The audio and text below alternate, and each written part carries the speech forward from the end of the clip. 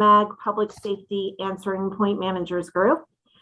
MAG staff will now take a roll call to ensure we have a quorum present for the meeting. Thank you, Chair. I'll go through the list of members. Please make sure you're unmuted and indicate if you're present when I call your agency or name. Craig Robinson, Apache Junction. Trish Price, ASU. I'm here.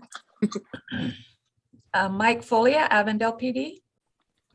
Mike Foley is present. Jim Totora, Buckeye PD. Jim is present. You got good volume too. Yep, copy. Stephanie Heinzelman, Chandler PD. Present. Lynn Kolobowski, DPS. Present. There she is. Stephanie Beebe, Fort McDowell. Kim Weber, Gilbert PD.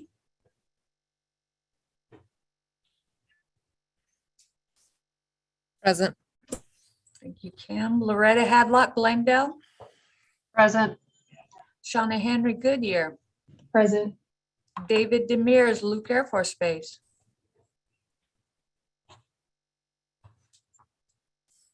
Jim Stillwell, MCSO.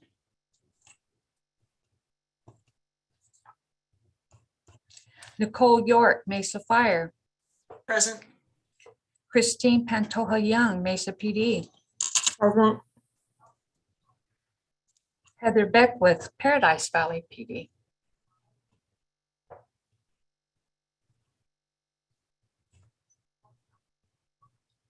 I saw her on here. Maybe she needs to connect to audio. Heather, if you're there, can you answer us in chat?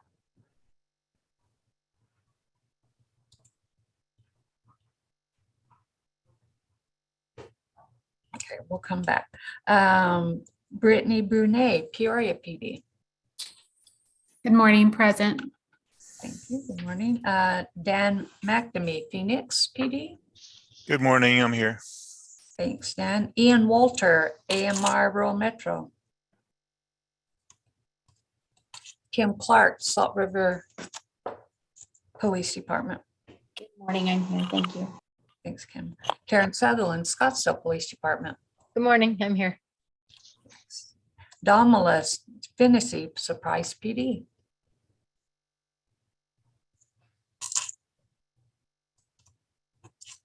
Del Wet, I'm sorry, Tanya Logan, Tempe. I'm here. Adrian, Tolleson, Ginger Sanabria for Tolleson.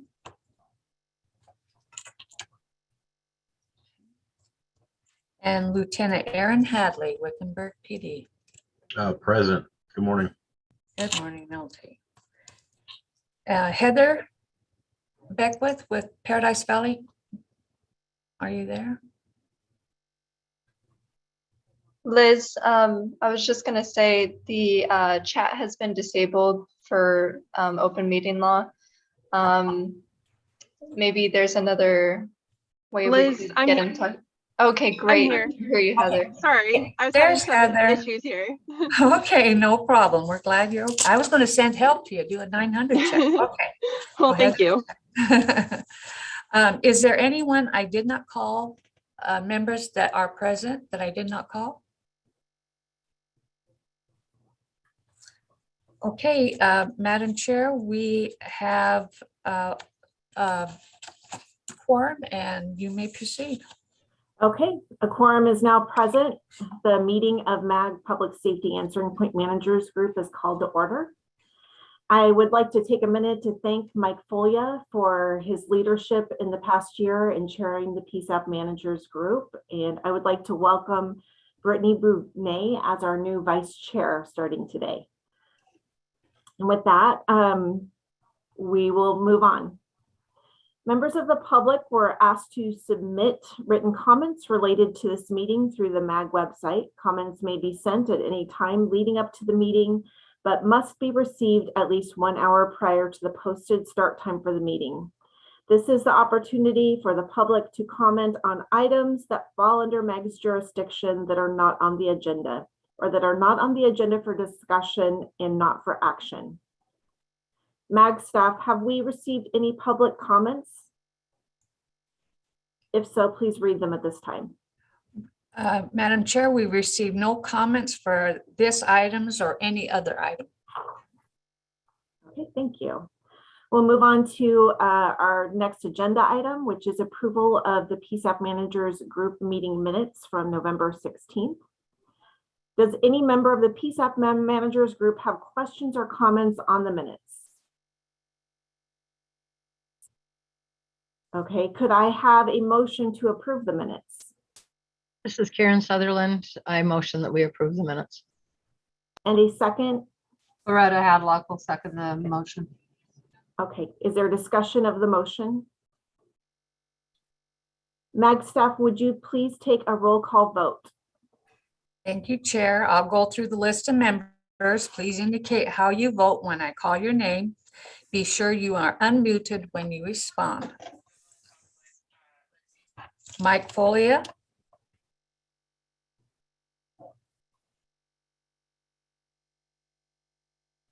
Avondale. Sorry, aye. Jim Totora, Buckeye. Aye. Stephanie Heinzelman, Chandler. Aye. Kim Weber, Gilbert PD.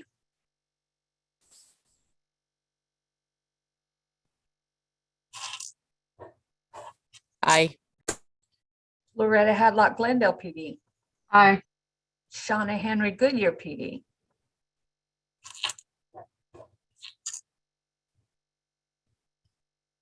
Aye. Thank you. Christine Pantoja Young, Mesa PD. Aye. Heather Beckwith, Paradise Valley. Aye. Brittany Brunet, Peoria PD. Aye. Dan McNamee, Phoenix PD. Aye. Kim Clark, Salt River PD. Aye. Karen Sutherland, Scottsdale PD. Aye. Tanya Logan, Tempe PD. Aye. Lieutenant Hadley, Wickenburg PD. Aye. Is there anyone I did not call? Hi, this is Ginger Sanabria, Tolleson PD. Oh, Ginger, we show you here, and we reflect the minutes that Ginger is here, and your vote, Ginger? Aye. All right, thank you. Is there anyone else that I missed? The motion has passed, Chair. Okay, thank you. Moving on to the administrative report. The 911 administrator will provide a report to the PSAP managers on activities and programs managed by Maricopa 911. Liz Graber, 911 administrator, will provide this report. Thank you. So just an update, given our year totals for last year, our sends totals, we didn't break the record. We missed it by 5, but we did a healthy 139 sends activations for 2021. And as of January, the month of January, we had 8 activations. So we've started out on a good run. If ever you as a PSAP manager want to know how to look at your totals for the year, just reach out to me and I can walk you through how you can collect your numbers and look at the activations that your center does, because you have access to those reports as well. On text to 911, we had last year, we went up like 26% in our texting. We broke the record of 8,997 for 2021. Our year to date, which is pretty healthy for the month of January, that actually was a record setting, is 1,032. So our texting continues to grow.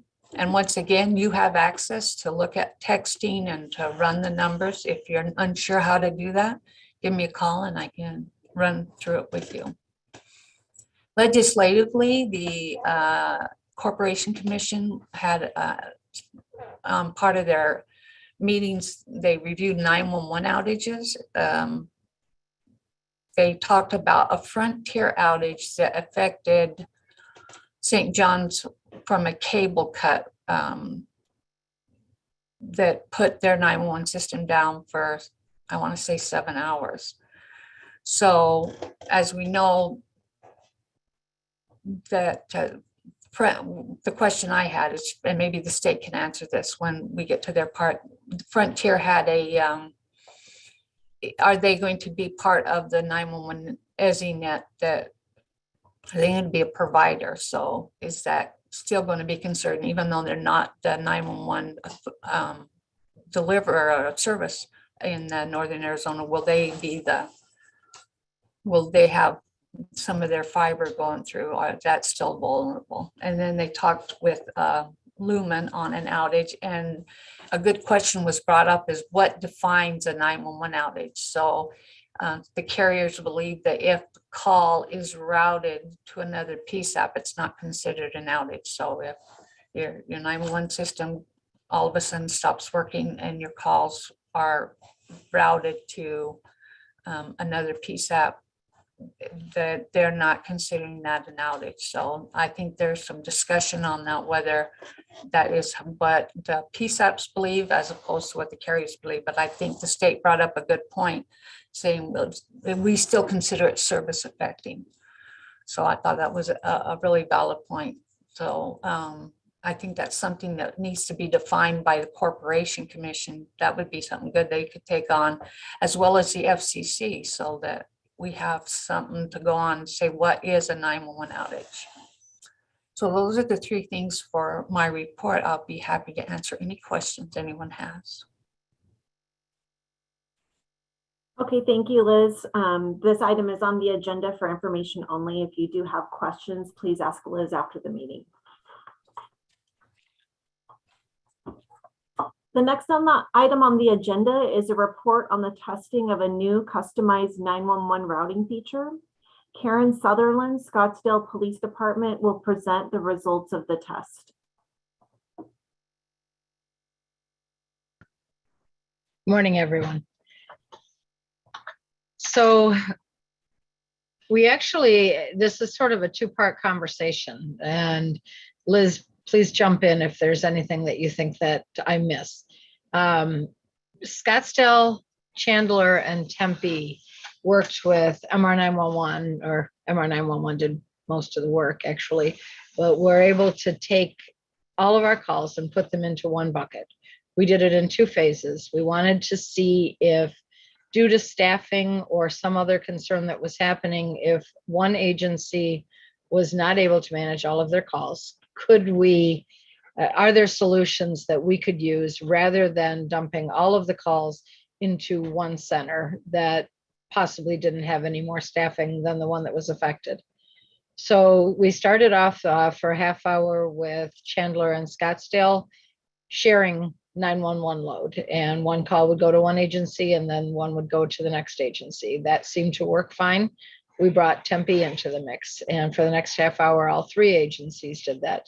Communicated on an interop encrypted channel. We were able to give information back and forth. It seems like it is a feasible solution. We didn't have any big emergencies in the centers during that time. We had a steady amount of traffic, though. I believe that we took about somewhere in the range of 20 calls during that hour and shared them pretty well. So that brought us to what we're putting out to you guys. We have 2 phases that we want to look at. The first phase is this customized 911 routing. And that is the ability of agencies to choose up to 2 different PSAPs that their calls could go into a bucket, and you would literally just take turns as if you were all part of the same call center. And this would lighten the load on whatever agency was having the trouble, and the other agencies would be able to start helping pick up that load. So that's number 1. The second part of this goes into, as we move into an NG911 environment, And we're actually looking at alternate routing. And so most of you have probably started seeing the video and hearing a little bit about the selections that we're going to be making there. Step one, hopefully will help us move into step two. So if we start off right now looking at what if we could share with 2 other agencies, then we need to think of when would we do those things. In a conversation that I had internally, we started developing some use case scenarios, and I'll throw those out to you guys right now in the hopes that that will help with the thought process. So number one, a building problem that requires evacuation or a complete loss of phone capabilities within your own agency. So right now, most of you probably have the flip the switch type COOP plan that you put together, and all your calls go to a different agency, whoever your backup is. Liz has a chart for that. We can get that out to anybody if you are not sure what your current plan is and who those calls will go to. But we want to expand upon that. Is that still the best case scenario for you? Some of these have been put in place a long time ago, and maybe they don't work as well as they did back then. Situation number two, a staffing problem in which the agency doesn't have the capability of managing all of their 911 calls, but they are able to assist with answering some of them. So that's where it can come into play for splitting with one agency, possibly splitting with 2 agencies. Scenario number three, a staffing problem in which the agency is so low staffed that they are not able to take any calls. Sort of the same as the one before. Maybe one agency wants to take all of your calls. Maybe that's too much of a burden on one agency. Could you split that up between 2 agencies, and 2 groups of people could share some of your calls? Situation number 4, a major incident causing 911 trunks to flood and the ECC is overwhelmed. So in this particular case, you are answering your calls, you have staffing to answer your calls, but there's been an explosion, there's been a shooting, something to that effect. And now, are there other agencies that those calls can start routing to kind of, I guess, control and contain the incident so that we're not bouncing all over the valley? There were things that we had to consider in all of these, such as notifying other agencies before we just ask MR 911 to step in, such as posting something on a map, other agencies telling their call takers to not attempt to transfer back to the affected agency because it's just going to end up back in the pot. So there's a lot of conversations, getting maybe a blanket MOU together so that we can make. Karen, can I interrupt a second? Of course. Can we forward the slide, Mag, to the next? There you go. That'll help you. Okay. So those are the types of scenarios that we're thinking of. As you're all aware, we're moving toward this in a pretty quick rate. So we want to have those conversations now and at least get some control and some starting points, so that when we move into this, we can change things. If we decide that we have something better in mind, we might start off one way and change to something else. But we want to get that original plan going, and we want everybody to start feeling like they have control and that they have something documented that's going to be their go-to if these situations come up. So Liz, if there's anything I missed, please step in. No, and we were really happy when the agencies reached out to us to see if we could do this with our current system and to see what we can help, because this was so unique on what the ask was. It wasn't all or nothing. It was, can we share the load? And just to make sure that everybody understands, when we set this up, Chandler is sharing the load, but they're not receiving Tempe's calls. So it's not everybody sharing everybody's calls. This was Chandler's in a specific issue, and Tempe and Tempe and Scottsdale are helping them out. So Karen touched upon this checklist that we'll send out to you. And you're going to, it's important that the PSAPs follow this before they contact us. You need to have all this information gathered and done before you reach out to our guys. So determine what PSAPs are going to be participating. And when you do, you need to have a conversation. Nobody should be surprised on that they're receiving your calls. So that should be taken care of ahead of time. You want to ensure that you brief your personnel. I can't emphasize this too much, because your people have to know that they're getting calls and what they're supposed to do with it, and not, well, hey, this is for Chandler, I'm going to transfer it back. They all have to be really educated that there will be times that they're going to be handling calls, and when they're in that mode, we need to educate them more on the different, especially as we get into core services, the different things that could happen and what they need to do with the call. And it's just not a misroute anymore. And remember, it's a round robin, and it only at this time, because we're using our selective routers, it only affects wireless. So wireline will still continue to go to the PSAP that's sharing their call volume, and wireless will be the one that's spreading to the other PSAPs. But you're talking about, 85% of your calls, so it does help. Wireline still does fall to make busy. So you could, well, I'll have to confirm with Ben, the only way to get your wire lines is through the make busy. And I don't know if we'd want to flip that switch, but we can talk about that when it gets further.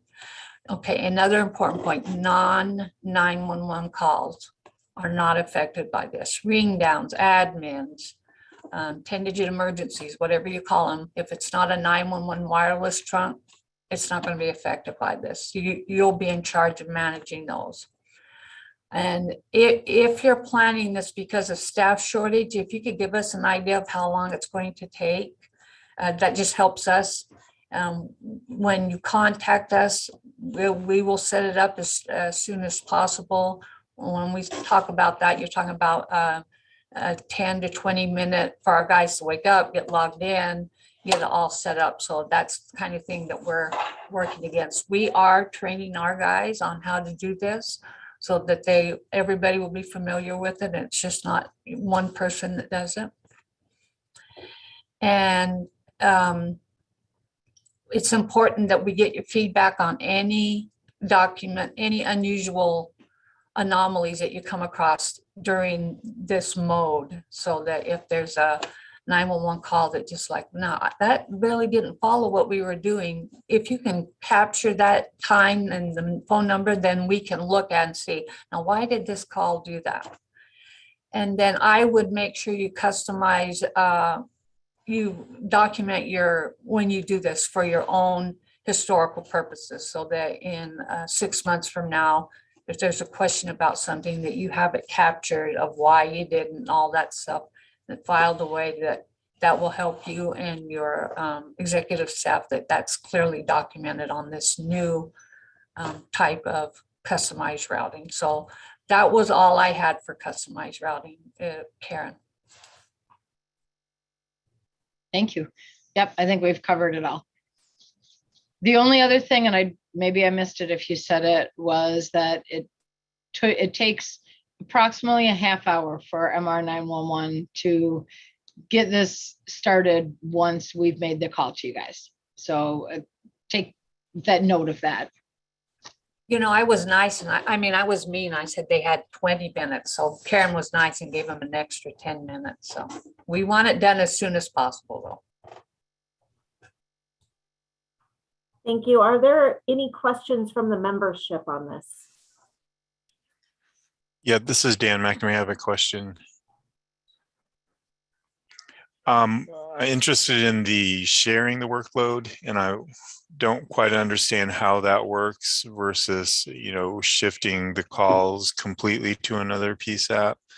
How did it work with sharing load? Did they drop into your call center just like any other call, or did the operators have to select the calls that weren't for their PSAP? So the way that we did it is that when we answered 911, it could be for any of the three agencies. And we utilized Rapid SOS, Rapid Deploy Technologies. They were able to show us the exact location of the caller. So that was very handy when we got an emergency in Chandler and we were able to see what corner the caller was calling from, et cetera. That helped us a lot.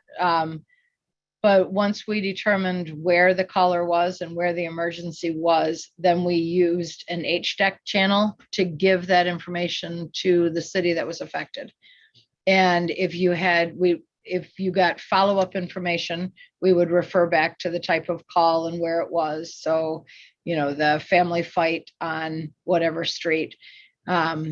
We tried to use plain English as much as possible.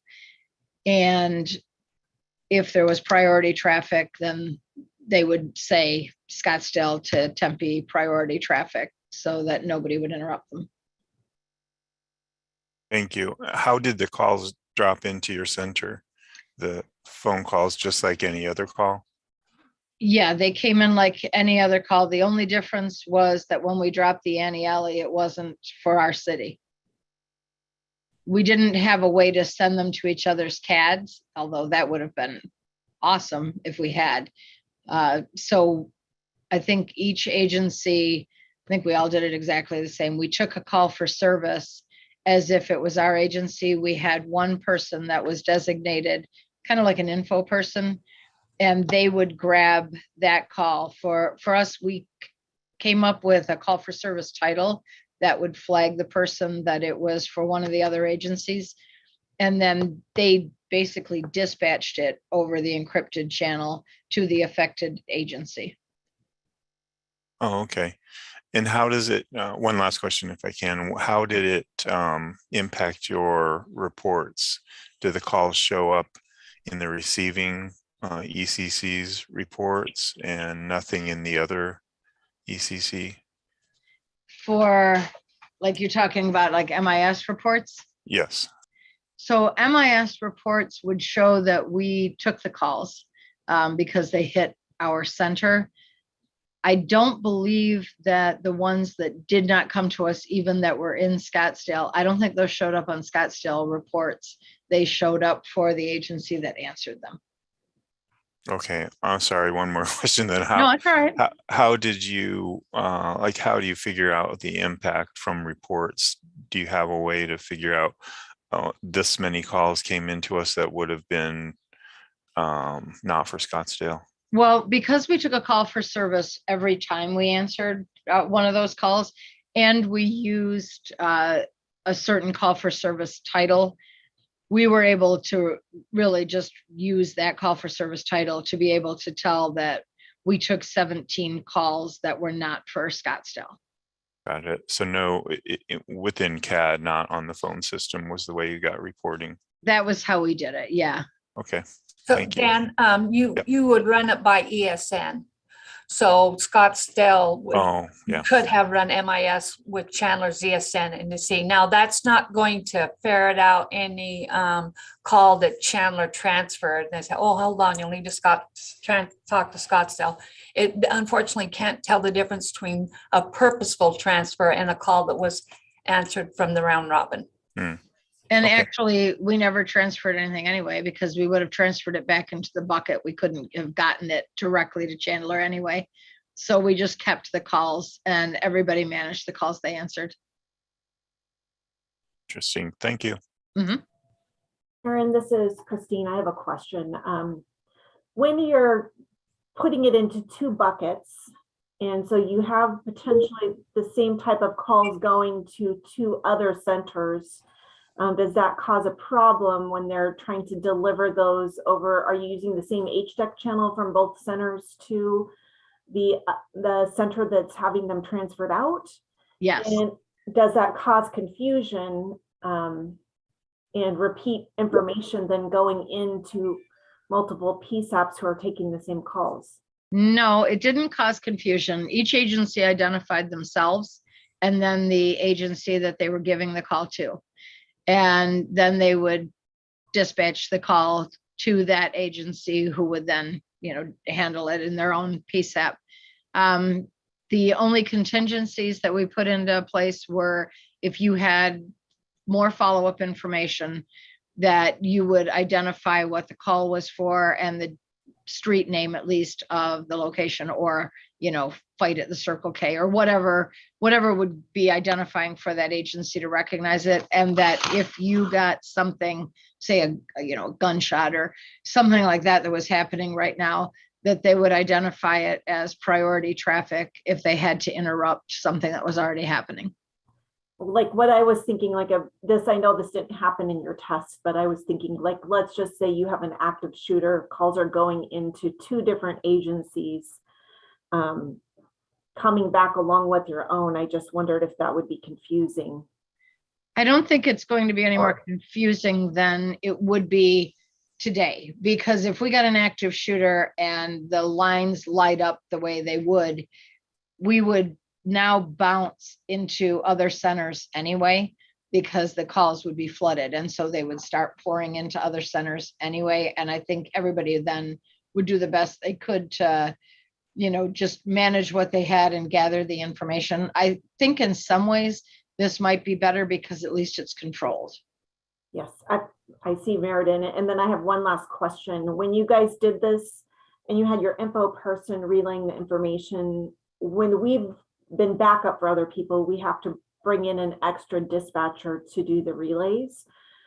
Since you're sharing, were you able to have someone who's already on staff do that? Or did you have to bring in an extra person to do it? We did not up staff for the test. The test was only an hour, and our staffing levels were sufficient that day anyway.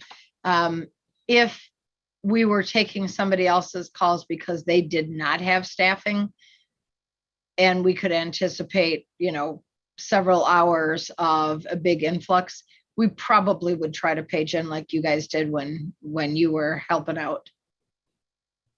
Okay, thank you. So I'm glad you brought that up, Karen and Christine. What triggered all of this is Chandler needed to go into Make Busy, and Tempe, who is their backup alternate PSAP, was so short of staff they couldn't help them at all. So they asked, could Mesa do it? And so our guys got in and reconfigured the Make Busy to have it go to Mesa. So that's when we knew we could do something on the fly and reroute it. And then could Christine and then maybe Stephanie talk to how that worked within the PSAP? So Christine, you had somebody, you had your operators to marching orders that they're supposed to do this, and then you had somebody working the radio and what they did. And then Stephanie, if you can speak to how Chandler took that information, how you did it on your part.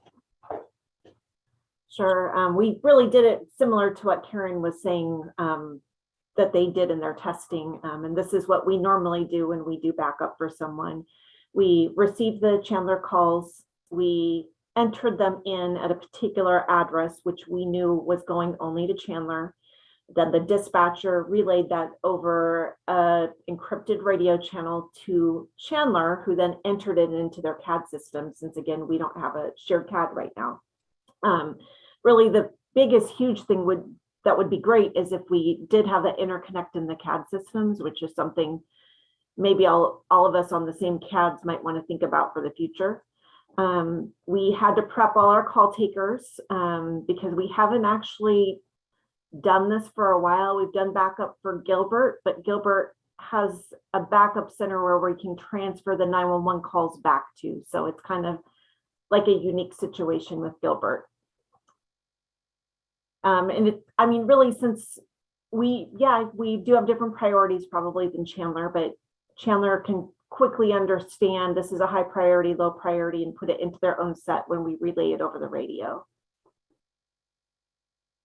We did have to call in on overtime a dispatcher, and our call takers just kind of took it into their regular volume. It was graveyard, so it wasn't the most significant impact like it probably would have been on swing shift. So I think it kind of depends on the time of day on that.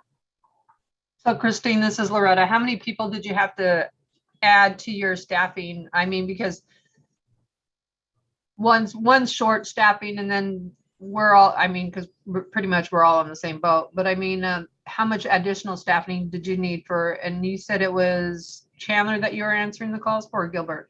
It was Chandler and it was graveyard, so it's the lower call volume. So I added one dispatcher to do the relays, and then my call takers just took the calls in. So I had regular staffing on my call taking side, so we were good.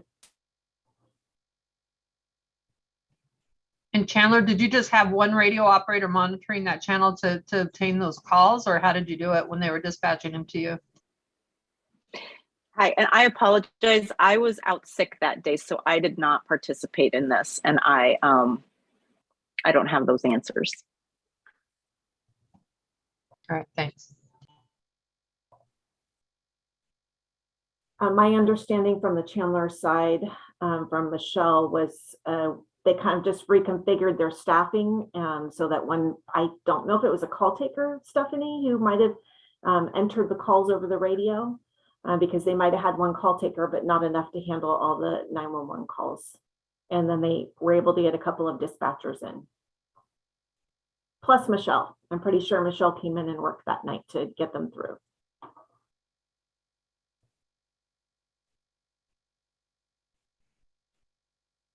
And do we have any other questions from the membership? This is Kim from Salt River, and I do have one question. So I am on the subcommittee, and I probably should have asked this question there, Karen, so forgive me, but it just, when I see it in writing today, it made me question. So in an emergent situation, you know, we're gonna do whatever we have to do to help anyone.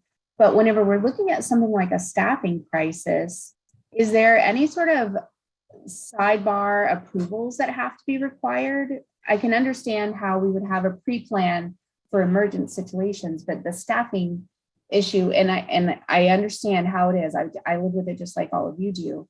It just seems interesting that we would offload that workload to other people in a pre-planned approach for staffing. But in this case, it was COVID, and the COVID affected multiple levels in Chandler. So it was kind of a different type of staffing problem. Thank you, Christine. My question was more just in general terms. If we've added that topic to this list as one of the ways that we would want to reroute our workload, what sort of I'm asking to Karen, would there be a secondary approval process that we would call up and say, hey, I'm short-staffed today, can I route my calls to you? Or is that already included in the pre-plan that we would establish for emergencies? No, that's a really good question. That was actually something that we talked about, that even with all of the documentation, that permission has to be granted by the receiving agency before anything is put into place. So yeah, you're right. We can't just say, well, Scottsdale's low staff, so we're sending it to Chandler. In fact, that is kind of what happened, because when Chandler called me,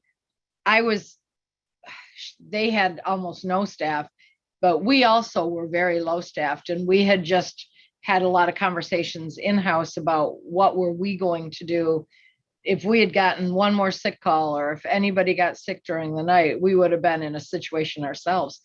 And so when she called and said, can you help out with our calls, I had to say no. I said, I don't have any staffing to help with.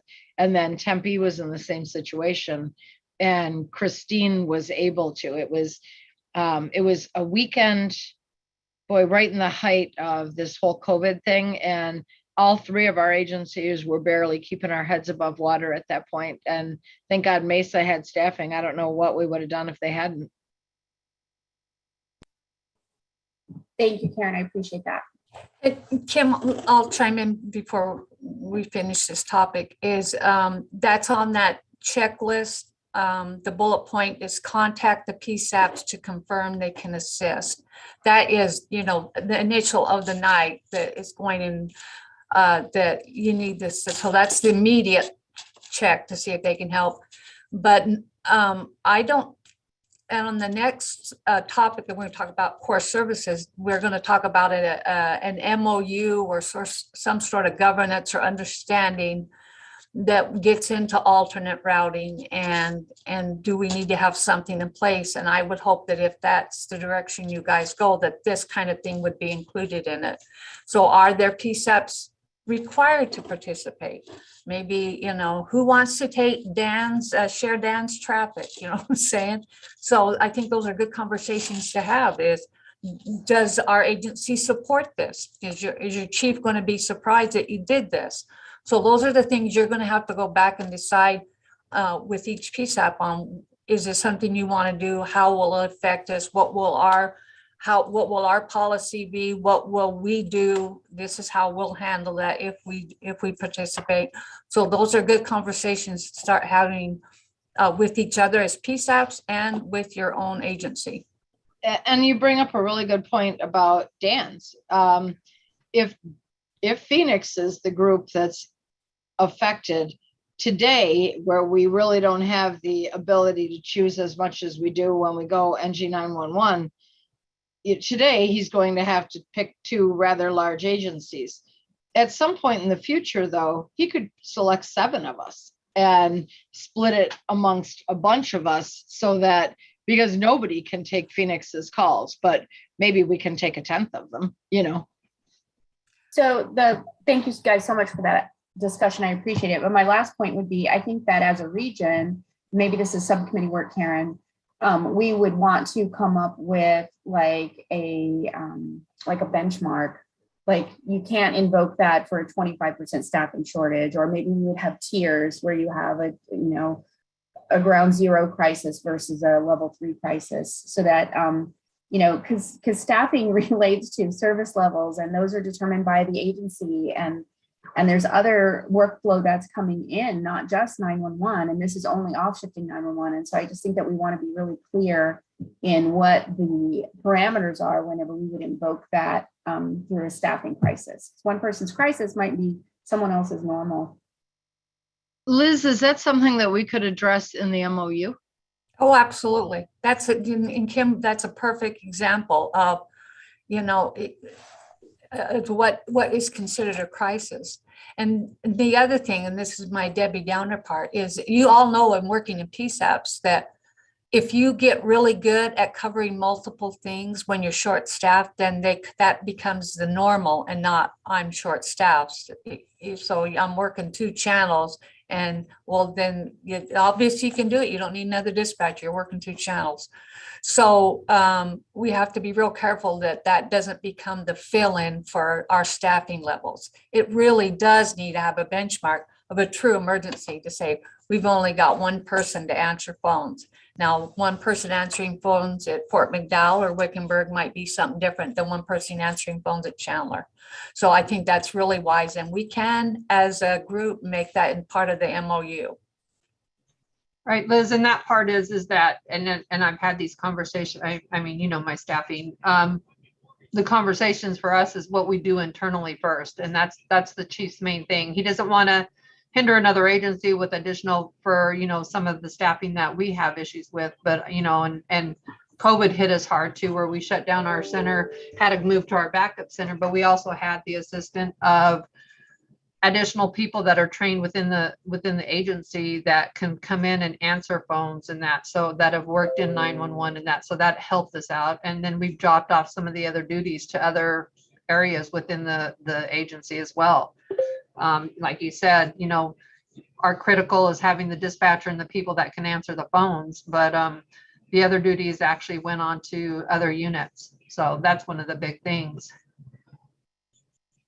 Additionally, on the active shooter, one of the things that we did, and I just wanted to kind of give that to you guys, because Phoenix is our rollover for that. And when we had our active shooter at Westgate, I mean, Liz knew something went on as soon as the numbers went up, but we have great communication with them. And I think that's just the thing of us where we have that is, we knew what to do as far as them contacting us on another phone number or letting us know, hey, we're getting your overflow, and they already knew because we had already asked for assistance on that with our PSAP channel as well. So That's one of the big things, is that just keeping the communication open with those agencies.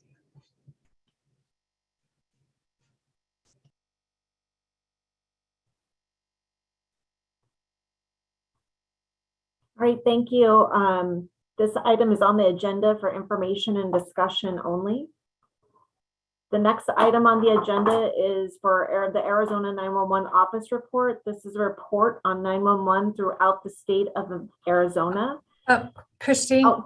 we actually have NG 911 Core Services Project. Oh, thank you. As much as I like to forget this one, no. No, this is an important one. I'm sorry It is about that. Next item on the agenda is the 911 alternative routing needed at a regional level as part of the Next Gen 911 Core Services Project. Liz Graber will lead this discussion.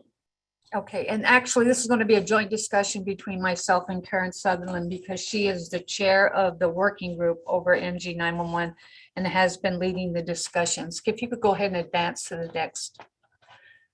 So Karen spoke to this on, this is a flow chart that I tried to make as simple as possible, because that's how I do better when it's simple.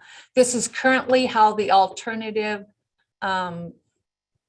backup, flip the switch configurations are. If there's something on here that is not correct, please let us know. But this is how we have these set up. So you can see in the Central Valley, we have MCSO that has a good long list of PSAPs that they do backup for. And then Phoenix PD, we have Glendale, Mesa, and Tempe. The East Valley PSAPs act as backups are Mesa, Chandler, Tempe, and Scottsdale, and they have one or two, but not a lot, except for Poor Mesa has Phoenix PD on there, so go Mesa. And then West Valley is Glendale acts as a backup for Peoria and Luke Air Force Base. Apache Junction currently goes to Pinal County. And then Mesa and Phoenix Fire back each other up. And AMR is a question. I'm guessing that they go to their Tucson site. I'm not sure on that. We'll have to ask Ian more detail. But that's basically what we have now. And that's what we've turned into Comtech to start building the core services in there. Anything more on that, Karen? No, I think that between the last conversation and this one, we've probably covered it. Probably the only other thing is that if any of the rest of the managers are trying to put this together and would like any of the things that I spoke to, or this document, or anything that Liz has, we have some documents that I've used as just to get myself thinking, and that we'll be happy to share them with you, have conversations with you, just reach out. And so you can, there's nothing written in stone that you have to go to who you assign, because back in the day when they made these assignments, it felt like because we were wireline and the dynamics of how the PSAPs were then, there weren't as many, and MCSO was the common denominator, and that's why all the calls went to MCSO. And as things evolved, they started spreading out and changing a little bit. There's nothing that says that you have to have that agency as your first choice. And Matt, can you go ahead and do the next slide? So this is what core services is going to be about. So the alternate rate, the things that we've done is the alternate routing sheets, which we've done on your behalf on that first level. But so Comtech has them, but we need to update those to them. So if you're good with who your PSAP is and you don't want to change anything, then we're fine. But if you want to have a conversation with another PSAP and say, hey, would you be our backup? And that's something that they agree to, this is a time that we can change it. We'll add it to, this is what we do now, but this is what we'd like to do when we go to core services. And we actually can have that changed before then if you so desire. But you also can add a secondary. So in the case of Chandler, they had gone to Tempe, and they could have made Scottsdale a secondary, or they can do Mesa. So you do have the opportunity to do secondary. You can go more than that. I would be concerned that the complexity of it, and this is something that the working group would have to work out, but if you want to put more than just 2, you can. We just have to whiteboard that out to see. We don't want a PSAP. I said this before, we never want a PSAP to get a call unexpectedly because they were on the alternative routing path, whether, but because the default of how many, if multiple PSAPs fail, is Chandler all of a sudden going to be getting Phoenix PD's calls that and not realize it. So we have to be real clear on that. We are going to need to schedule training for all of you on how you will do alternate routing. And this is something that that we'll need to discuss, but we'll get it through Comtech. Will do training for us, so we'll schedule that for. It's really important that you or somebody that is you can want to be a subject matter expert, learn how to do it. And then we as a group, I really think that we need to discuss because how it's going to affect, because you can do it on the fly. So the question is, we can log in and change alternate routing our own, but should we be doing that on the fly? And that's kind of what Kim talked about, you know, is there any parameters? We'll need to have parameters on what that looks like and how we do it, because you don't want a rogue PSAP entering in alternate routing and you be surprised by it. So there will be some governance needed for core services on how we are going to act as a region on switching calls. And so Christine, that will be your group. Training will be who over the training working group can help with that.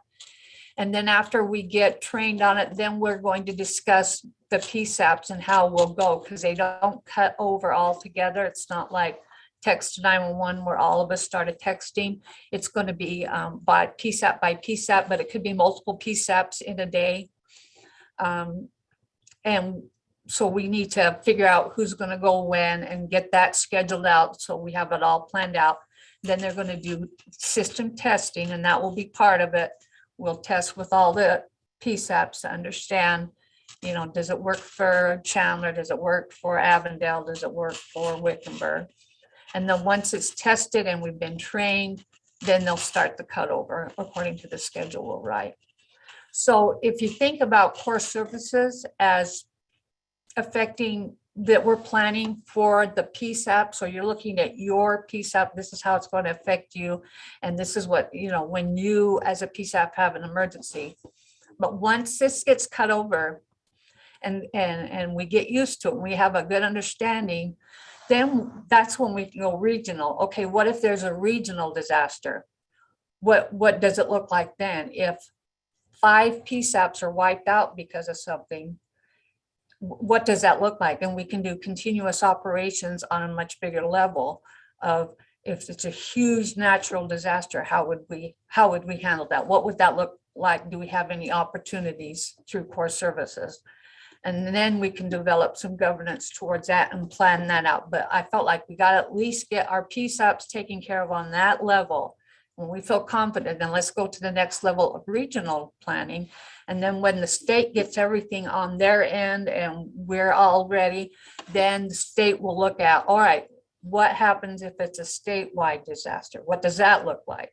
And I think that phased in will help us immensely on doing 911 as everybody in the state.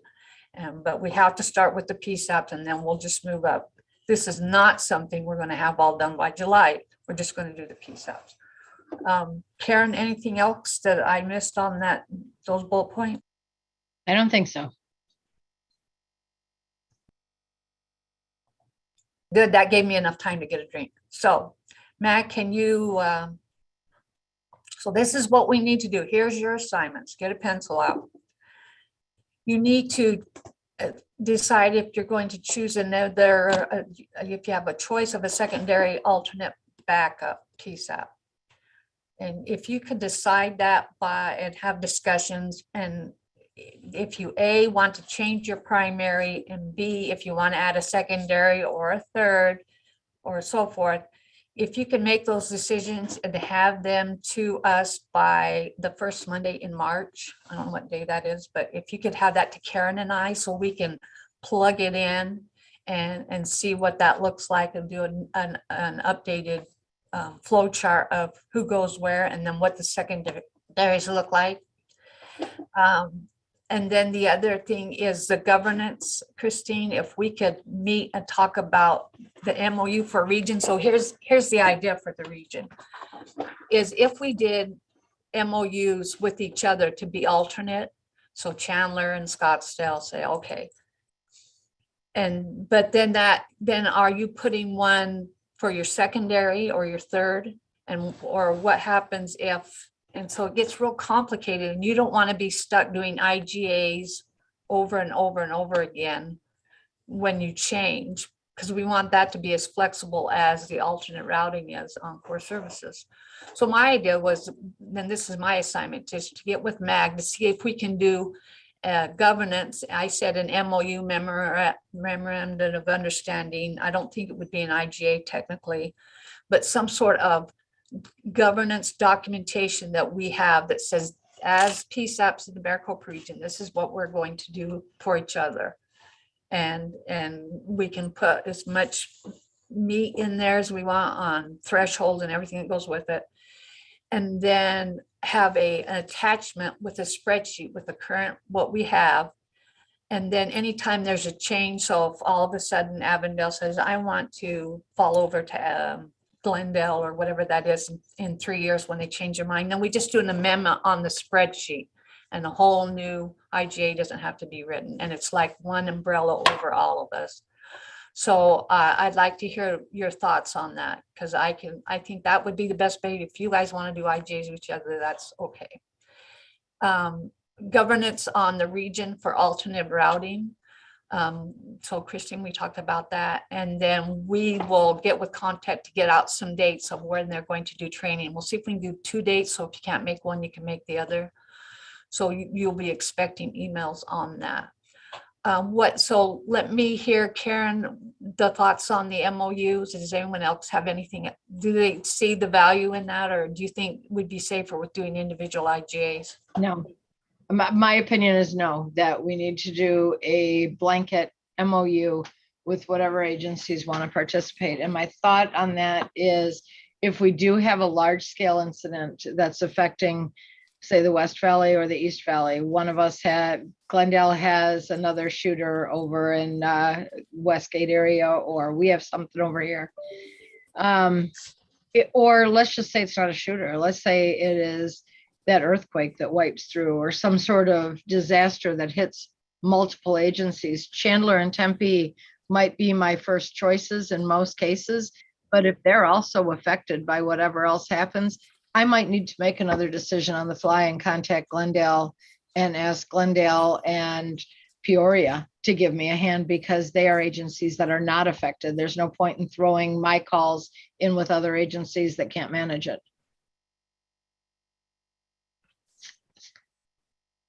That's probably one of the other discussions that need to be had within your agency, is who can handle your workload of, if you do have to have those calls reverted over to them. We know what our call load is and what the impact would be. And we know it affects Phoenix quite heavily when they take it, but we have to look at those alternate agencies as well. Yeah, and I think it's going to end up having to do with the situation that is happening right now. And I think that, to me, that's why we need to have a blanket MOU. You can't put it into place without the authority, like the first rights of refusal to the agency that you are requesting the help from. But I think we need to have the ability to call an agency that maybe wouldn't necessarily be on our list, but because of whatever circumstance, that actually turns out to be the best choice for us at the time.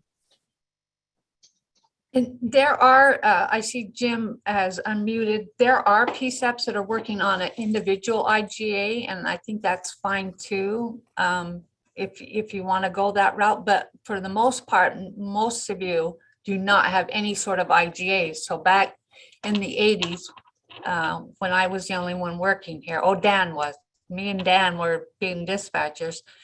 It was a gentleman's agreement. Hey, will you be our backup? Yeah, I'll be your backup. And that's how it was. Well, it does need to be formalized now that we're where we're at today, just because of the nature of it. We need to have some documentation that say that I agree to this, that we will back each other up, not just the disaster thing, but just the backup. You're my backup, that if I hit, I can switch all my calls to you. You're my first choice.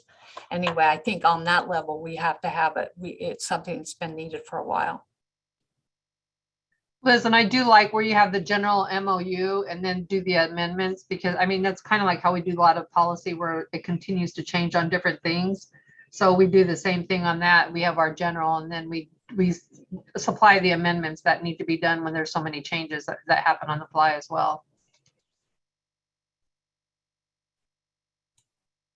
And so I can work with the governance group on, and with MAG. I got to visit with MAG about this as well to see if legally that this would be okay, if this would fly. And then I can talk to governance on developing a rough draft for our April meeting. Notice how I said April several times, because remembering we are on that every other month meeting. So we'll have our next meeting in April. But I think that this is a good way to go, but we can develop it further and add things. So this will be exciting times. Karen, did we cover everything on core services? I hope so. I don't think they can take much more of us. All right, thank you. This item was on the agenda for information and discussion only. The next item on the agenda is the Arizona 911 Office Report. This is a report on 911 throughout the state of Arizona. Travis Jensen, Program Manager at the State 911 Office, will be providing us with this report. Good morning, everybody. So since we're on the topic of policy routing, I'll just continue down that path. The state is also looking at statewide policies, as Liz had mentioned, in case there are larger scale outages that affect multiple PSAPs. Working with MR911, we've began discussions on that full endpoint connectivity so that all PSAPs inside and outside of Maricopa County have full connection. This would give you the opportunity to look at policy routes for PSAPs that are not a part of MR911. This would also allow for routing purposes. Comtech has 2 data centers, one in Phoenix and one located outside of the state. MR911 has their 2 data centers, one at Phoenix PD and one at Mesa PD. For routing purposes, if there was a catastrophic event and the actual data centers went out of service, for example, if both the data centers and MR911 malfunctioned and became unable to operate, then Comtech would be able to take over all the routing for all the PSAPs in MR911. For the PSAPs in MR911, you would never notice that anything happened. The calls would continue to be routed as normal. And on the flip side, if both of the Comtech data centers went out, the calls for outside of Maricopa County for the rest of the state would be routed through the MR911 data centers, and they would never know the difference. We have also taken this a step further and begun conversations with the state of Utah in case there was some apocalyptic catastrophic event and all data centers became inoperable. The state of Utah has partnered with Motorola as their next gen provider, and this would give us a tertiary routing option. We would never use an EZNet. There would be no need to actually take calls from any PSAPs in the state of Utah and vice versa, but it would give us the opportunity to just have the 2 networks interconnect and ride that traffic to make sure that the PSAP would be able to take their calls as normal. So I just wanted to share that with everybody since we're on the topic of policy routing. Liz brought up earlier the Arizona Corporation Commission and some of the conversations surrounding outages. So we'll just briefly discuss that. ACC did have their meeting on Tuesday, and both Frontier and Lumen are under investigation through the Arizona Corporation Commission for outages around the state of Arizona. She mentioned the word outage, and there seems to be some contention among what is considered an outage. The state internally has kind of made the determination that if calls aren't flowing as they normally should, that we would consider that an outage. Lumen doesn't agree with that. They're considering it a service interruption. Working with NASNA and NINA, we are trying to define what an outage would actually be.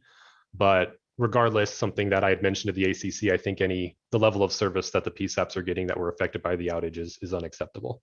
So most recently last week, there was an outage, a fiber cut between St. John and Springerville. And because Frontier is single thread, it created a significant amount of issues for the PSAPs in that region. Their calls were transferred to cell phones that they use in the PSAP. The outage was about 9 hours. That was the topic of conversation surrounding the Frontier investigation. And Liz, the way that I understand it is that Frontier will still be a telecommunications provider for the state, even when they're not providing 911 services. So while they will have a significantly smaller leg, it is still their responsibility to get their phone calls onto the 911 network. So that is a little bit of a concern, but the Arizona Corporation Commission is aware of that, and we are still in conversation with them about the accountability and if we can force Frontier to have a more robust and redundant network to get those calls onto the 911 network. Travis, is Comtech relying on Frontier for any of their networking service?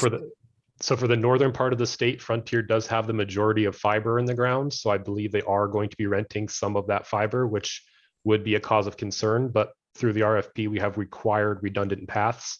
So they will be renting any other fiber that exists up there, or we would require a build out, putting in new fiber. And with all the broadband funds that have come through, we've been working with the state broadband director on trying to see if there's additional fiber that we can put in the ground that we can ride in case Frontier is not diligent in adding additional paths. Will they cut over with diversity with the if they don't have additional fiber feeds up there, will they be able to cut over? Does it have to be in place before Northern Arizona gets access to core services? The way that I understand it, the conversations have already been taking place and there's been no concerns about having those diverse paths. Everything is still on slate for the first PSAP to cut over, which is Kingman on June 13th. That would be provided through AT&T. We've had multiple conversations about what those diverse paths look like. They've even taken it an additional step and offered us FirstNet as a tertiary option free of cost. So it's not only a second leg, there will be a third leg in case there's ever an outage. For Navajo and Apache counties, they've gone with Solacom, which is provided through Comtech, and they are just providing the redundant path. There's been no conversations about a third path, but they have said that that would be provided by the June 13th date for cutover. So if there's no questions about the statewide policy routing or the outages, other topics that we wanted to discuss, MR911 did submit their budget for fiscal year 2023. We're continuing to review that. We have a meeting with Liz scheduled for next Thursday to just have some additional conversations, and hopefully we will have that finalized and sent out to all of you by the end of the month. That is our goal. And if there's no other topics for me, I'm going to kick it over to Greg, who's going to give a little more insight into the next gen implementation.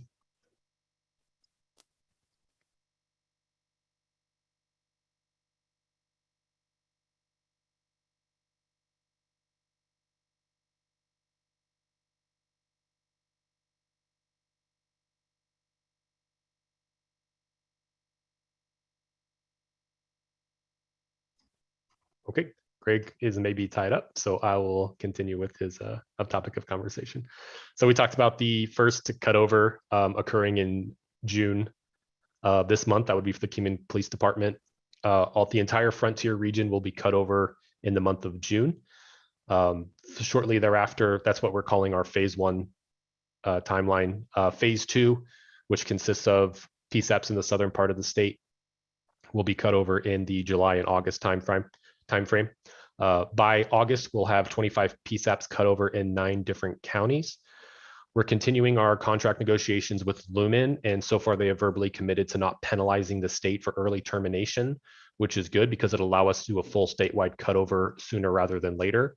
So once these contracts get finalized, the entire state of Arizona will be cut over and on to next gen by October of 2023, which is almost 2 years earlier than what it would be if Lumen did not allow us those early terminations. So that's incredibly good news. And I think that is all that Greg wanted to talk about, unless he was able to fix his audio issue. Hey, Travis, can I ask a question? Yes, So ma'am. when you say Lumen is early contracts, are you talking about the managed services for the PSAPs outside of those Correct. contracts? Yes. So the managed services contracts those contracts exist between the PSAP and Lumen. They are not, they have nothing to do with the state. We have been in contract negotiations using a letter of authorization to end some of those contracts early, and there will be no termination costs for that.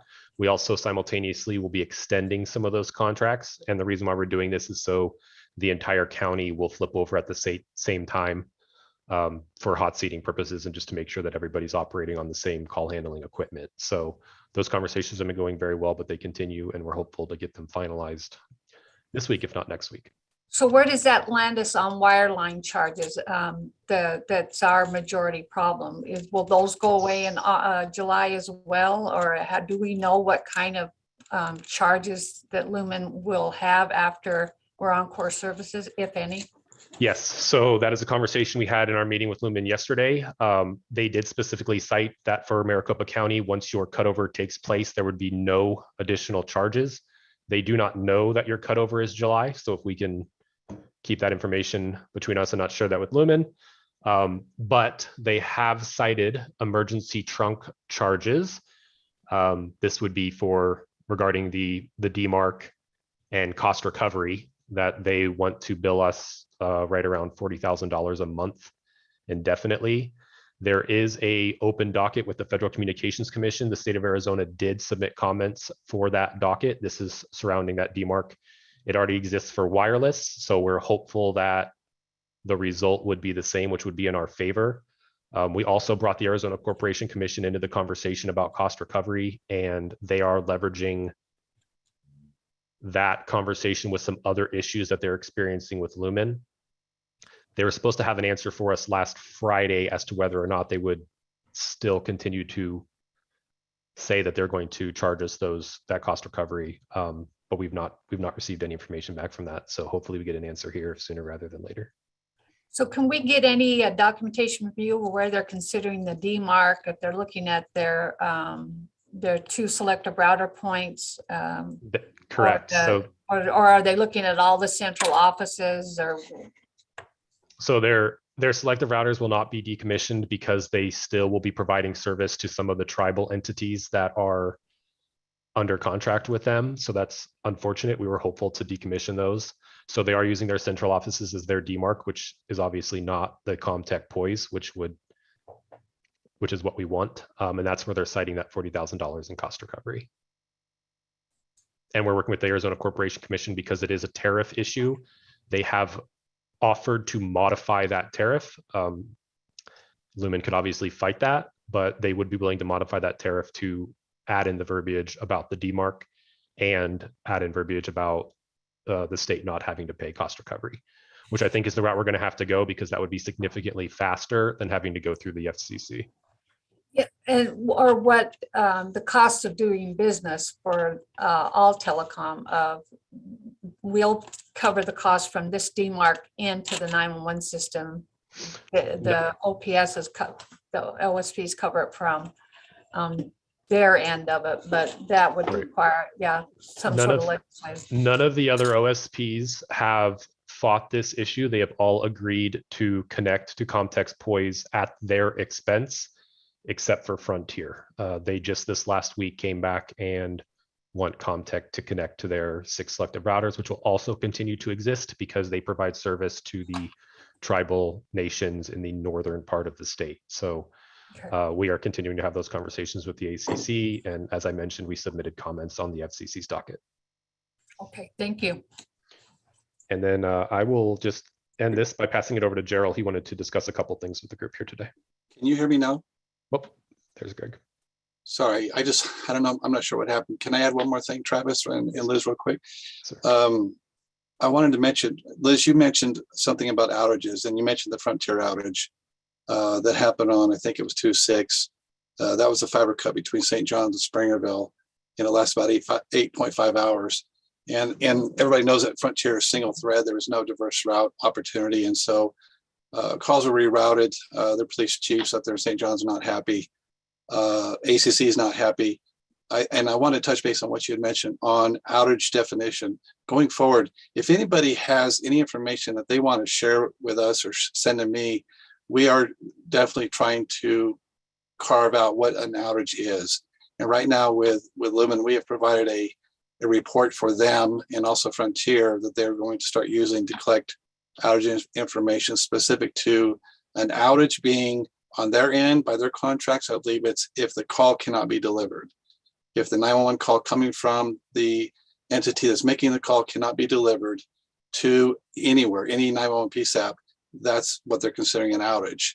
We do not consider that an outage from the state's view. Is if you cannot receive the 911 call to the appropriate PSAP, we would like to consider that an outage. So we are working on a definition. I know there's some federal, the FCC you mentioned, Liz, they have a ruling that's going to be coming down before too long. And if that ruling happens, then that will secure this for us, we believe. But we are trying to coach our vendors into what we consider an outage, because that is impacting to the PSAP and it could cause a life potentially. So while the semantics of the technical call, for example, Lumen had an outage on the 14th of this month and it lasted 12 seconds on their end. That's the timestamp on the computer system, right? But the reality of it was people had to log off and log back on, and it was more like 4 to 5 to 6 minutes from the PSAP perspective. So that is service impacting, and we believe that's considered an outage in our mind. And so if anybody has any input that they'd like to share with us, please don't hesitate. I know we have the advisory board meetings with Gerald, but this is something that we're working on intensely with the FCC and also the ACC. That's all I had to add. Thank you. Thanks, Greg. Good morning, everyone. Just a few topics I wanted to cover today with you guys. Want to let you know the State Advisory Board met for the first time last month. Some information was out in the newsletter. You guys have 5 representatives for the Maricopa region: Brittany from Peoria, Dan from Phoenix PD, Karen from Scottsdale PD, Kim Clark from Salt River, and Jim Stillwell from MCSO. So if you have questions or concerns, you can direct them to those guys as well. We are literally in the strategic planning phase, which will actually meet on Monday. So if there are things or items you'd like brought up for the strategic planning portion, if you can notify any of these folks or myself, and we can get that added. Going forward, in addition to that, the 988 folks will be meeting with us in that meeting. I've had several meetings with the 988 people. However, most meetings so far have had to do with more meetings with some of their callers and such. They just had a change in leadership recently. So CJ Lassell is the director, the crisis director. Alyssa Randall is the assistant director, and they will be meeting with us. They will also be more engaged with the site for 911. Some of the asks that we have had, as well as people across the nation, is how this is starting to form.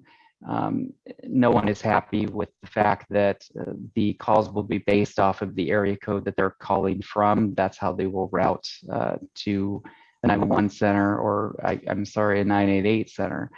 But that's still a topic that's a hot topic, and they're well aware of that and kind of working through that as we tell them, you know, the best way to do this would be to have things routed in the area where the people actually are. But more information on 988 will be in our newsletter. In addition, our newsletter that comes out monthly now, we're having things in there, information such as the 988 that I discussed. Information from the advisory board will be put in there.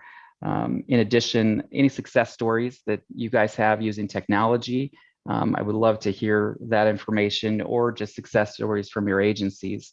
Things like that we can share to kind of give some recognition to our staff, I think is a great way to reach out to them. So if you have those things, please send them my direction. I've had several in the past month, which is great. And if I don't hear from people, obviously I'll be reaching out to you to hopefully obtain some of those. In addition, Rapid Deploy, I know they recently sent out a thing for updated users due to their upgrades. So if people can respond back to Rich on that, so he can get that ready. That will be coming, I believe, on the 21st, I think is, or the 16th is their cutover to that, as well as their dashboard for Eclipse will be changing soon to include an actual dashboard. Also, we'll have information for you, such as immediate call statistics that'll be coming forward. So you'll be able to pull that up or have an email come out to you and instantly see what your center is doing. This may be something that you might want to look at down the road for your policy routing during a major event, that you can see other agencies that could be flooded with those calls as well. So you can look into routing them to a different entity. So if anybody has any questions, please let me know. Gerald, it's Karen. Yeah. Do you have pull with them to create some like designer type reports? Absolutely. Should I reach out to you directly? Yeah. Okay, Sure. I'll do That'd be that. great. Okay, Thanks. you bet. Gerald, it's Christine. Yeah. We've had a problem with them ensuring our data is correct. They said there was some kind of problem they're working on. Still, when I'm comparing reports, it's up to like 4,000 calls off, or maybe it's like 3,000 calls off in a month, which is pretty significant. Do you know what they're doing on that? They last sent me an email and said they're still working on it. That's been since January. Since January, I'll check. Since it first rolled out, it's still not corrected, so that I can't use that data for actionable items. Okay, let me work with you, Christine, and I can check and see and kind of see where they're at with that, because my understanding is that information is correct as of a certain date here, I believe in I want to say February, or maybe it was the end of January. But if that's not the case, then let me talk to you about it and we'll see what we can do. For sure, I can say it's not, because they did email me this summer and say they still haven't been able to correct it. Okay. So that I know the data is still incorrect, at least for Mesa. I don't know about other centers. Okay. Yeah, let me follow up with you on that. Okay.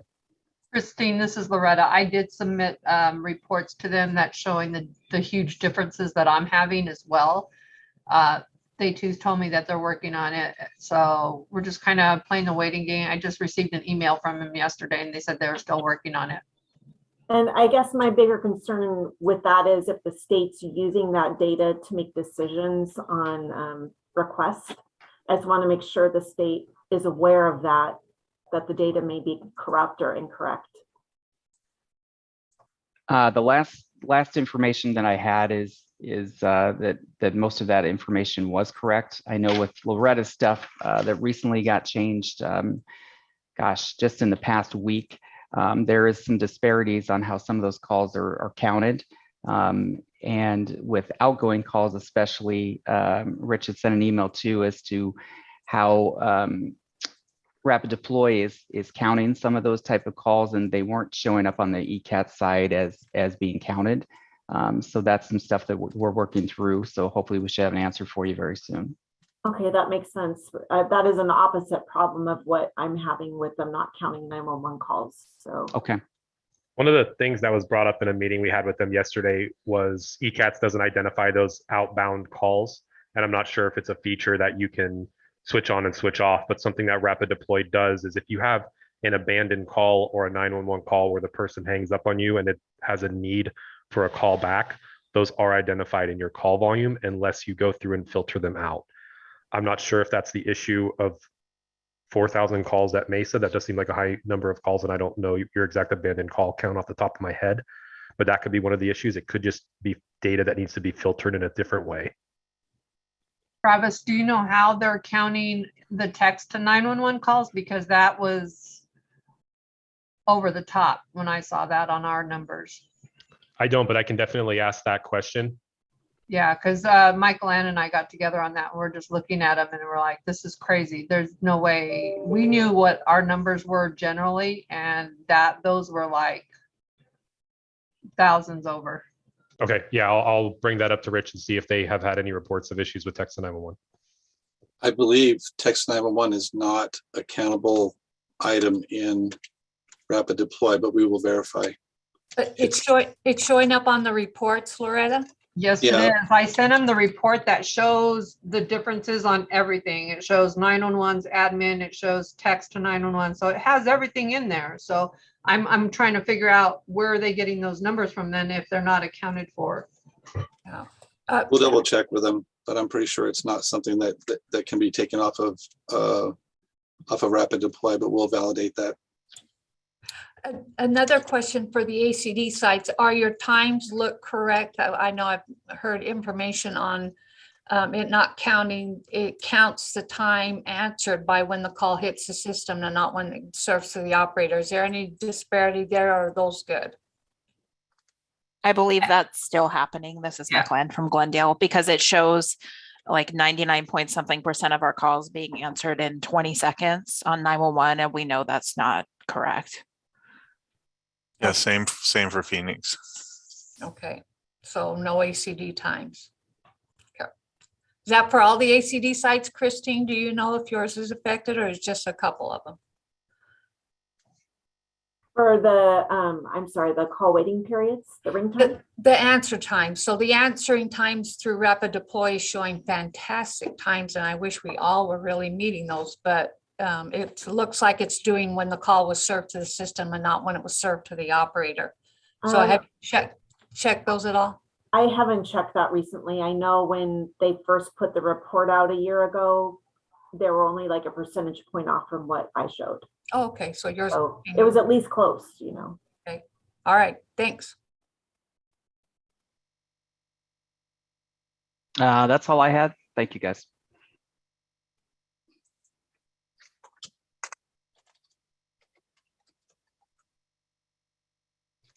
Okay, do we have any other questions for the state 911 office?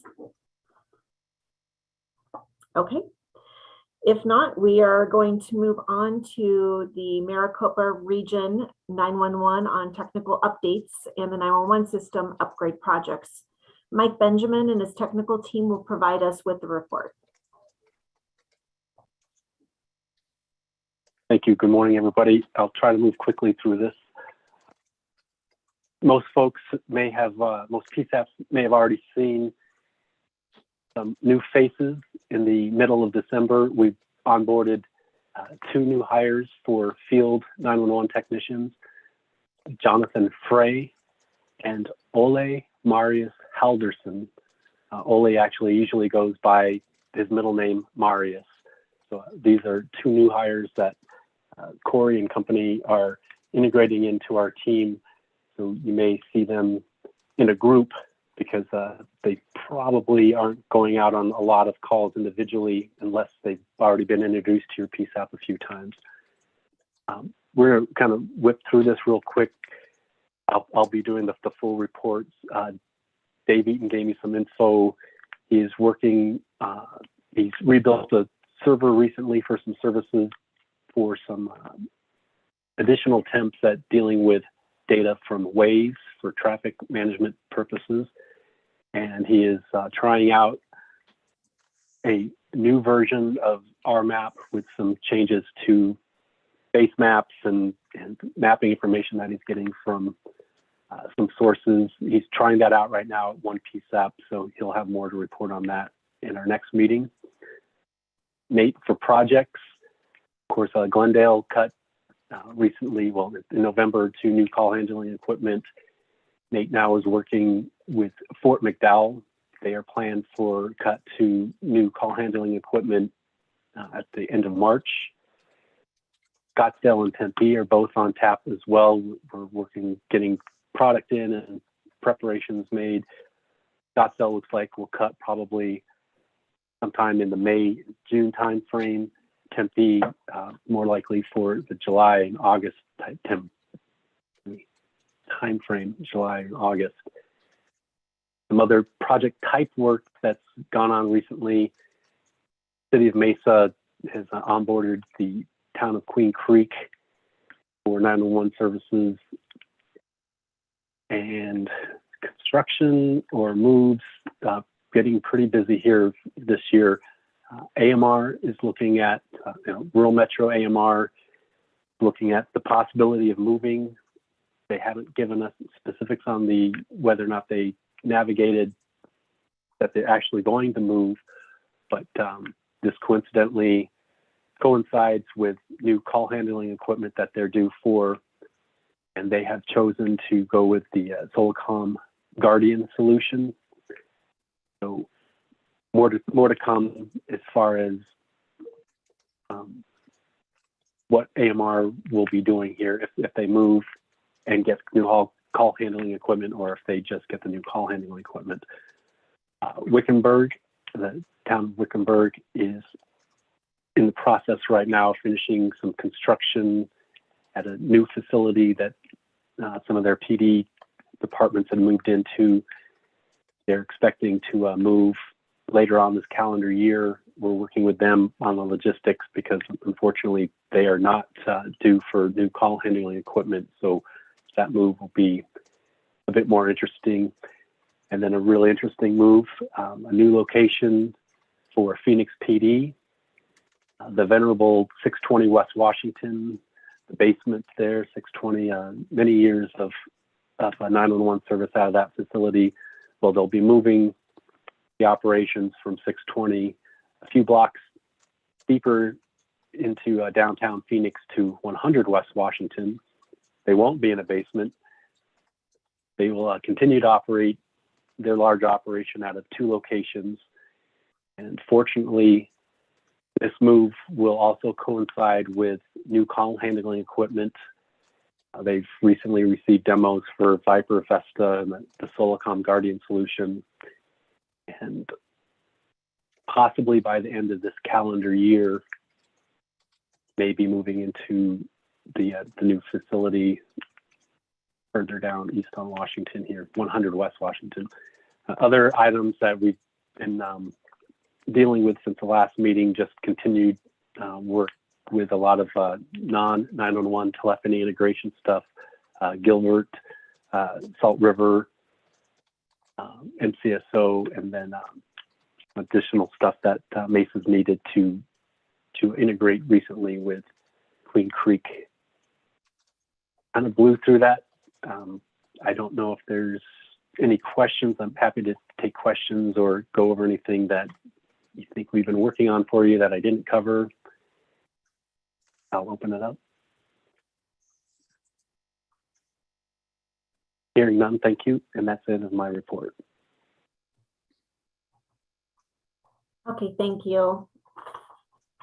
If there are no questions, we will move on to the next agenda item, which is a request for future agenda items. Are there any requests by membership for an item on a future agenda?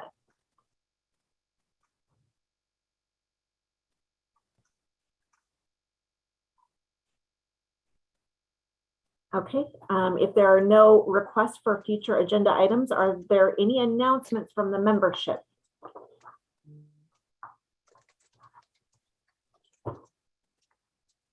Christine, can I ask a stated question? I forgot. Yeah.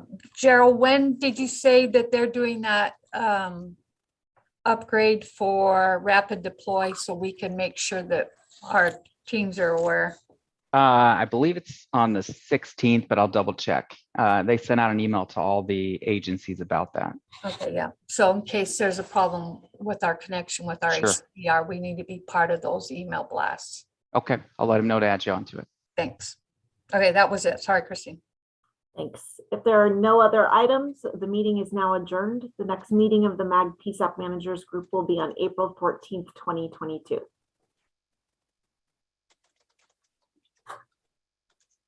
Thanks, everybody. Thanks. Thank you.